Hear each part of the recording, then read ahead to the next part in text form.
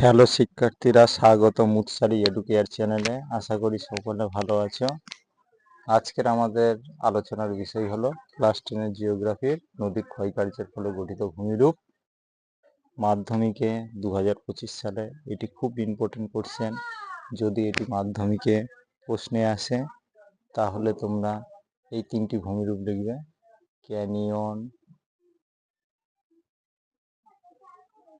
গিরিখাত ও জলপ্রপাত। এই 3টি ভূমিরূপ সম্পর্কে এখন সবিস্তারে আলোচনা করব চিত্র সমেত।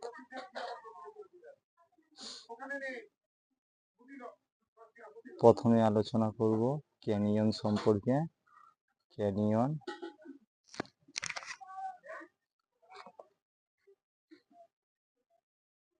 শুষ্ক অঞ্চল বা কম বৃষ্টিপাত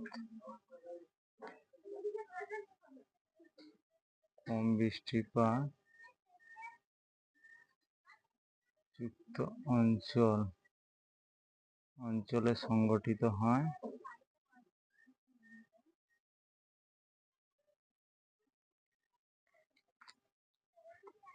পার্বত্য প্রবাহে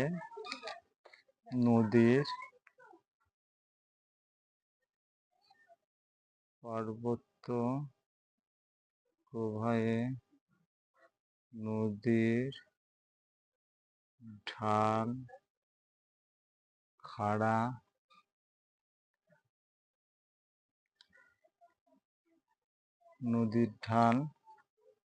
খাড়া ও গভীর ও সুদীর্ঘ হয়ে থাকে। এর ফলে নদীর নিম্নক্ষয় বেশি হয়। নদীর উপত্যকাটা ইংরেজির আই অক্ষরের মতো দেখতে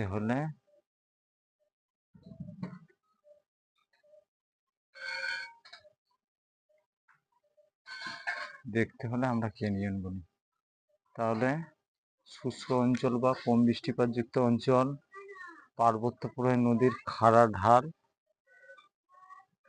গভীর এবং সুদীর্ঘ হয়, নদীর নিম্নক্ষয়টা বেশি হয়, আর নদীর উপত্যকা ইংরেজির আই অক্ষরের মতো দেখতে হলে তাকে ক্যানিয়ন বলা হয়। এবার উদাহরণ দেবে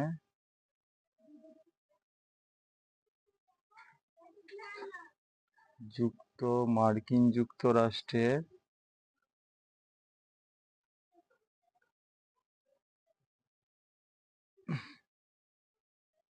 কলোরাডো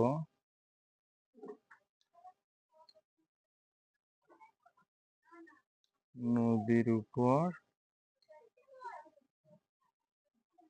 গ্র্যান্ড ক্যানিয়ন। এইবারে তোমরা বৈশিষ্ট্য দেবে। উদাহরণ: মার্কিন যুক্তরাষ্ট্রের কলোরাডো নদীর উপর গ্র্যান্ড ক্যানিয়ন। বৈশিষ্ট্য দেবে: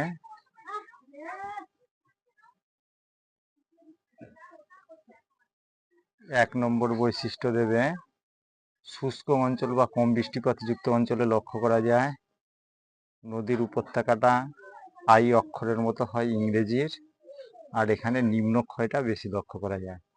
এই 3টে দিতে হবে। এইবারে ছবি।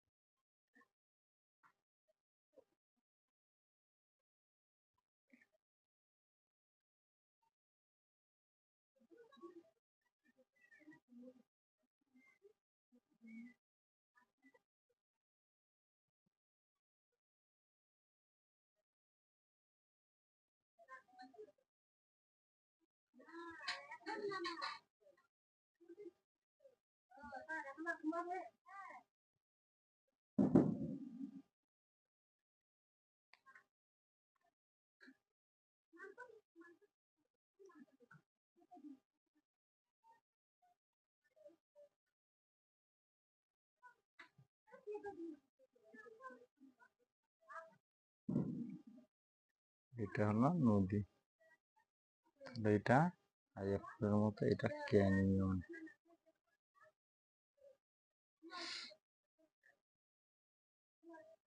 এইবার আমরা আলোচনা করব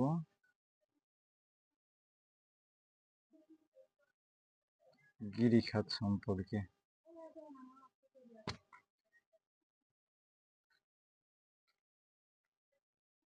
গিরিখাত, ক্যানিয়ন এবং গিরিখাতের মধ্যে অল্প পার্থক্য লক্ষ্য করা যায়। গিরিখাত বেশি বৃষ্টিপাতযুক্ত অঞ্চলে, বেশি বৃষ্টিপাতযুক্ত অঞ্চলে হয়। পার্বত্য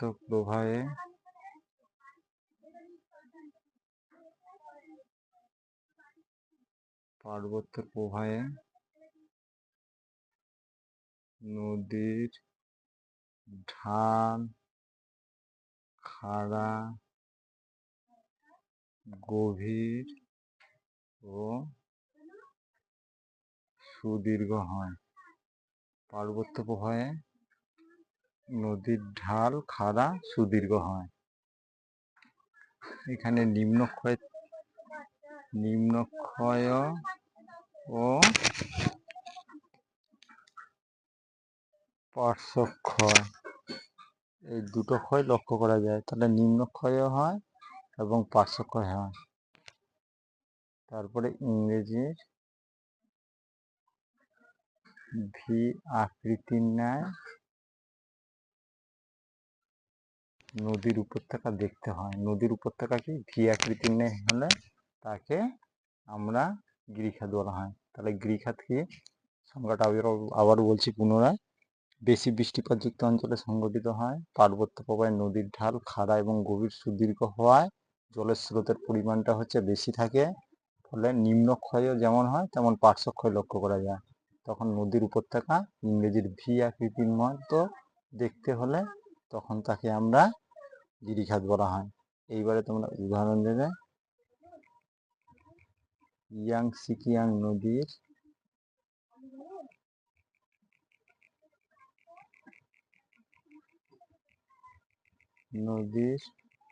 উপর ইচাং গিরিখাত। ইয়াংসিকিয়াং নদীর উপর অবস্থিত কি ইচাং গিরিখাত। এইবারে আমরা ছবিটা আঁকবো।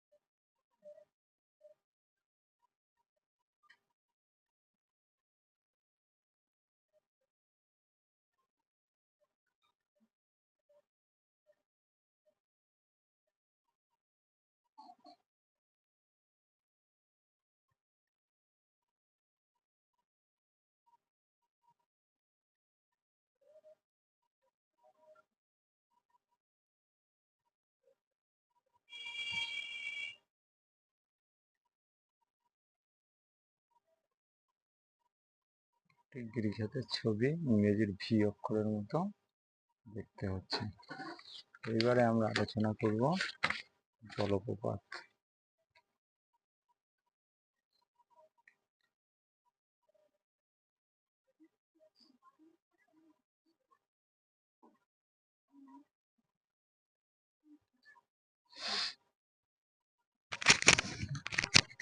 জলপ্রপাত কাকে বলে? পার্বত্য প্রবাহে নদী যখন হঠাৎ কোনো অংশে খাড়াভাবে ওপর থেকে প্রবল বেগে নিচের দিকে নামতে থাকে তখন তাকে জলপ্রপাত বলে।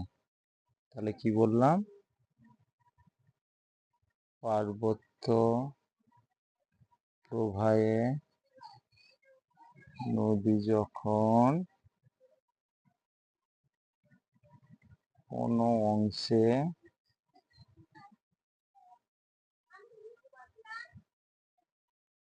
খাড়াভাবে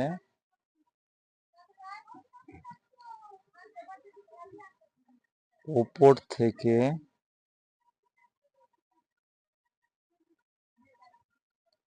প্রবল বেগে নিচের দিকে নামতে থাকে তখন তাকে জলপ্রপাত বলে। তাহলে পার্বত্য প্রবাহে নদী যখন কোনো অংশে খাড়াভাবে ওপর থেকে প্রবল বেগে নিচের দিকে নামতে থাকে তখন তাকে জলপ্রপাত বলা হয়। জলপ্রপাতের সব থেকে সহজ উদাহরণ হলো ভারতের যোগ জলপ্রপাত।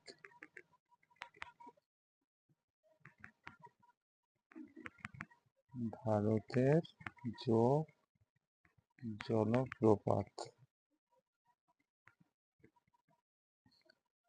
এইবারে সৃষ্টির কারণ লিখবে। সৃষ্টির কারণ, সৃষ্টির কারণ ভূ আলোড়নের ফলে নদীপথে খাড়া ঢালের সৃষ্টি হলে, ভূ আলোড়নের ফলে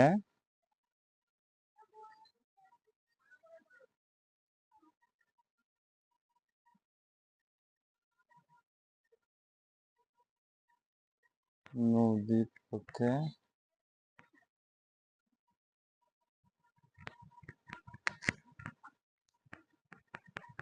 খাড়া ঢালের সৃষ্টি হলে,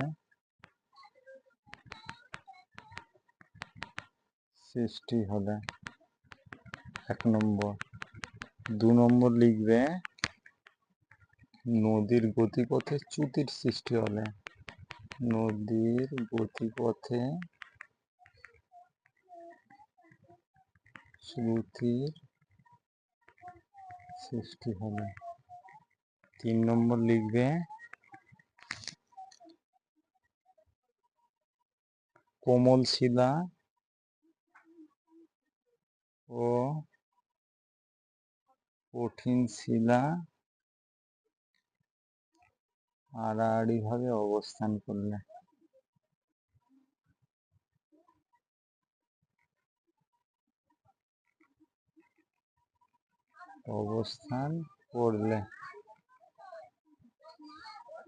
এবারে জলপ্রপাতের আমরা ছবি দেবো। ছবিটা কেমন আসবে সবাই?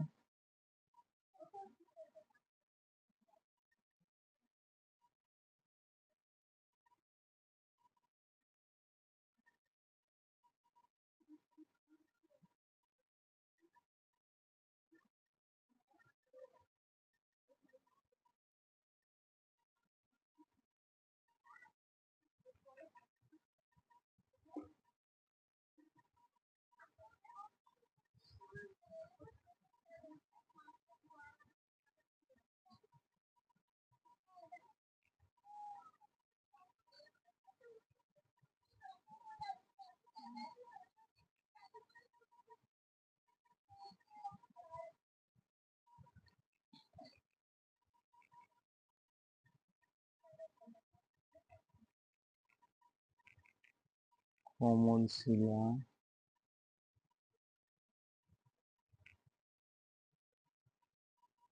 কঠিন শিলা, কোমল শিলা, আবার এটি কোমল শিলা, এটা কোমল শিলা, এটা কঠিন শিলা, এগুলো কঠিন শিলা। তাহলে উপর থেকে জলস্রোত এরকম করে পড়তে থাকে, পড়তে পড়তে ঠিক এইরকম ধরনের ছবিটি। এটা হলো জলপ্রপাত।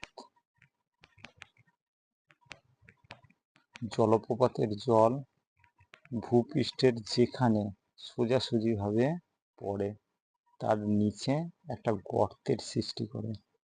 এই যে গর্তের যেটা সৃষ্টি হয় এই গর্তটাকে হচ্ছে প্রপাত কূপ। প্রপাত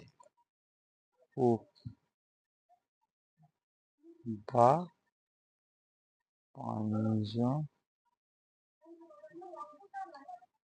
কূপ বলে।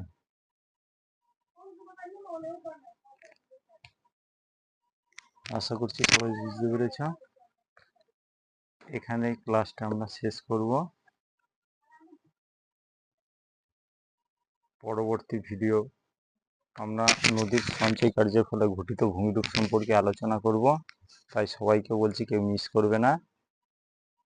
যদি এই ভিডিওটা সবার ভালো লেগে থাকে তাহলে চ্যানেলটিকে যারা যারা দেখবে সবাই সাবস্ক্রাইব করতে কেউ ভুলবে না, যাতে নতুন করে আরেকটা নতুন করে ভিডিও তোমাদের আপলোড সবার আগে তোমরা যাতে পেয়ে যাও। তাই সবাইকে শেষে বলবো, ভালো থাকো, সবাই ভালোভাবে পড়াশোনা করো, শিখতে থাকো। Thank you.